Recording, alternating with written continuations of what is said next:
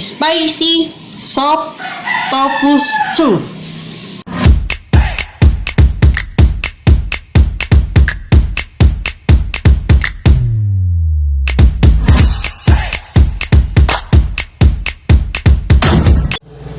Hi everyone, it's me Nick's Pao channel again, and for today's video it is cooking time again, and I'll be cooking another Korean dish, and it is called spicy tofu stew. So guys, this dish is spicy one again, but if you don't want this to be spicy, you can lessen the Korean chili powder that I put and also the chili finger that I put in this dish.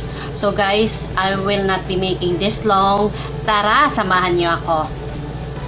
These are all the ingredients. Gagawa tayo ng anchovy stocks. Pero before that, linisan muna natin yung anchovies. Kailangan kasi natin tanggalin itong ano niya, yung sa may bandang tiyan niya kasi mapait siya. It's bitter. So, tanggalin lang natin to guys.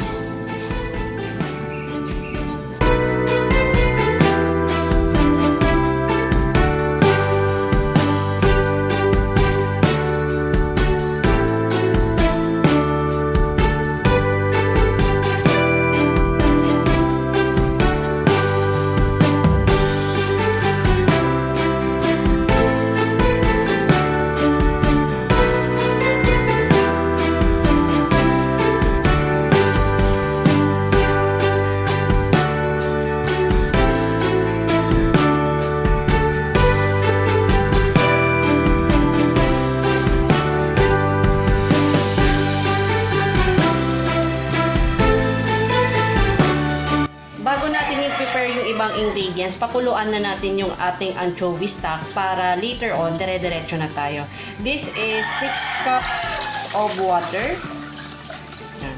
Then, lagay lang natin yung anchovy natin. Yan. So, yan guys, start na tayo. Let's boil it for 5 to 8 minutes. Yan. So guys, our anchovy stock is finished. Let's drain it.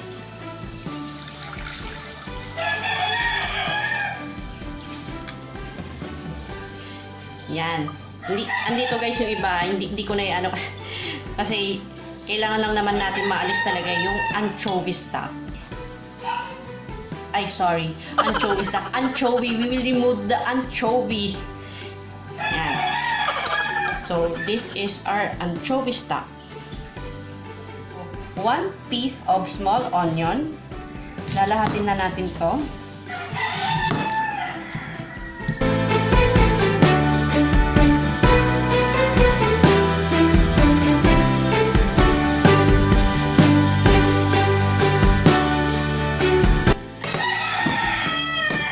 Para mabilis, pipiin na lang natin siya. Easy means easy removing of skin of garlic. Balat ng garlic, di ba? Ano nga?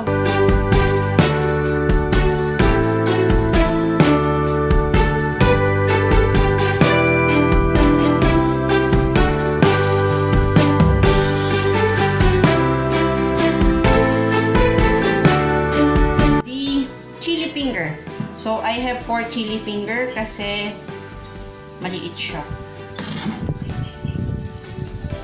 Let's just cut it like this.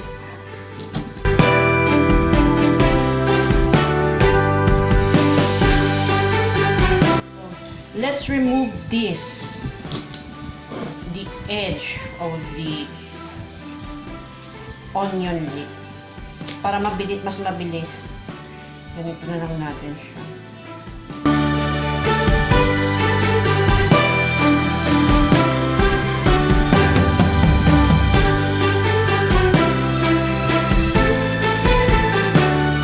So guys, for this dish, I'm using soft tofu. So let's cut it small bite size.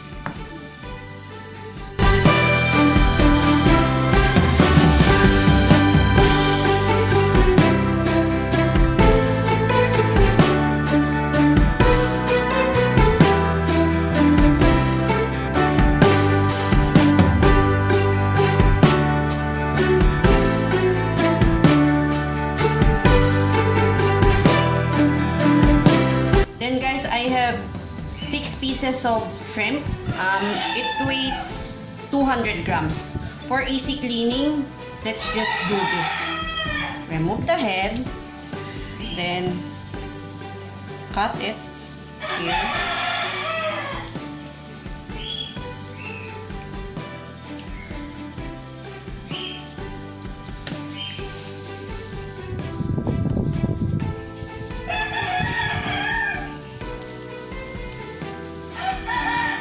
As you can see guys, oh, it's easy to remove this.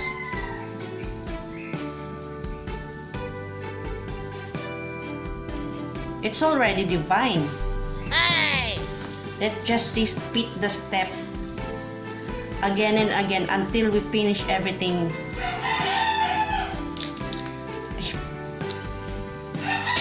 I forgot!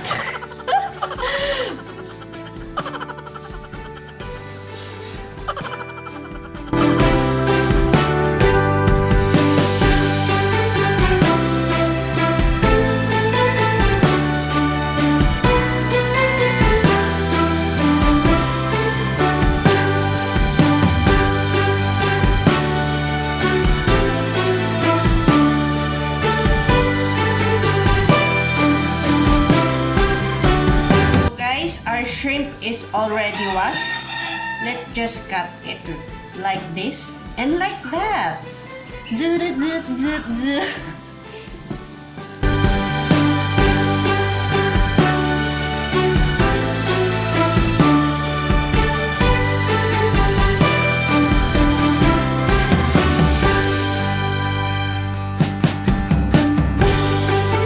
So guys, ito ay 200 grams of lean ground pork. So guys, this is half cup of mixed kimchi, radish and cabbage. You can also use just cabbage kimchi. 4 tablespoons of Korean chili powder.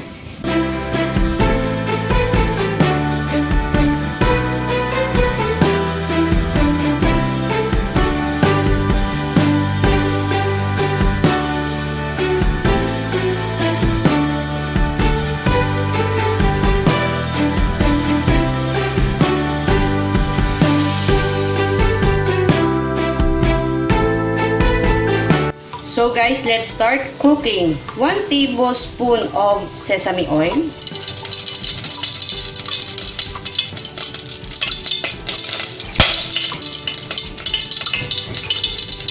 Then let's put the onion.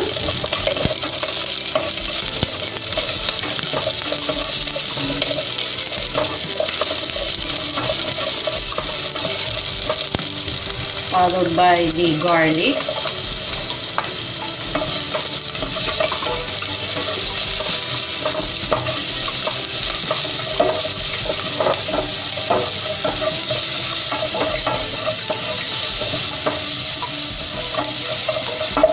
Then let's put this onion leek, but not all. Just half of this, and just saute it.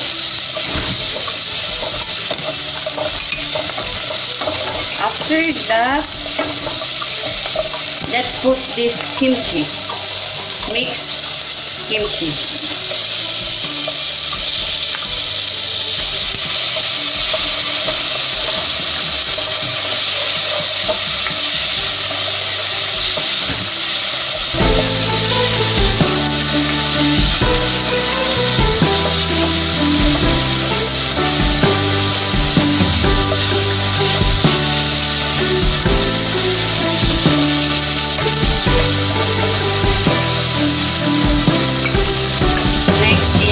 Chili finger.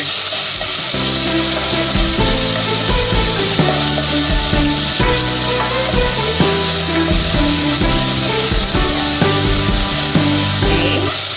Then let's put the ground pork. I just put a little amount of oil because later on the fat of the pork will come out. We will just play it.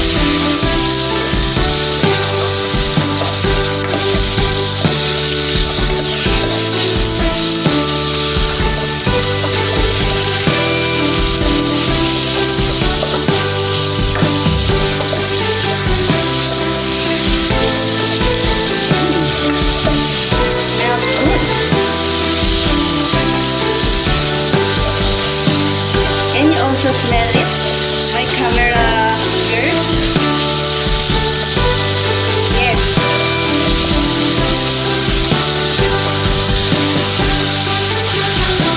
I have a camera director here.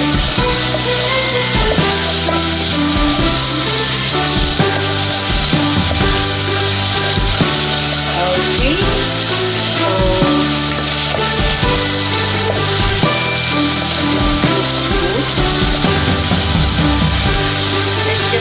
On sauteing everything in here. As you can see guys, the fat of the pork is coming out.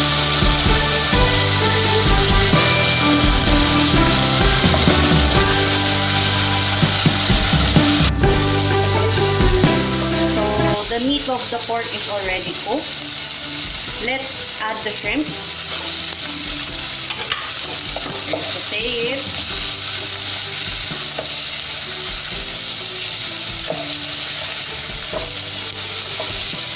Then the Korean chili powder.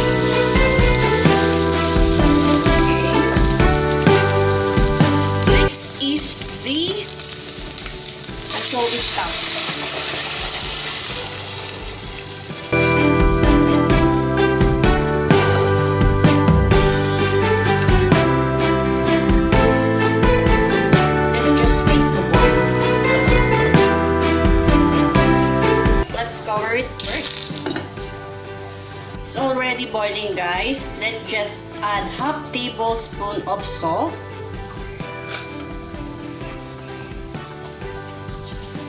And pepper. Let's mix it.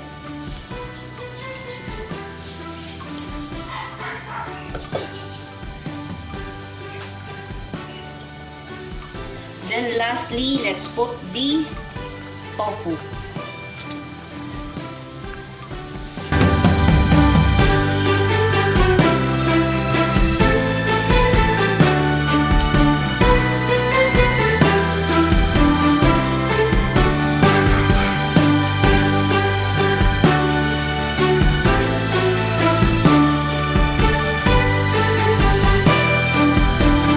Salt, it's up to you. You can add more salt if it's bland to you. So it's depend on you. It still depends on you.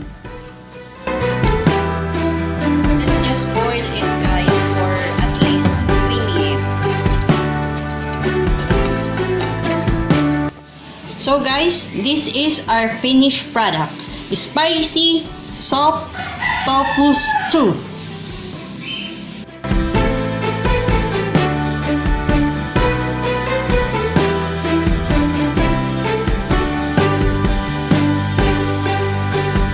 So guys, I'm already done with my cooking today of one of my dish. If you like this video, don't forget to like, don't forget to subscribe on my channel, Nick's Pao channel, and don't forget to hit the bell button for you to be able to get all the notification on my upcoming videos. Until next time guys, bye!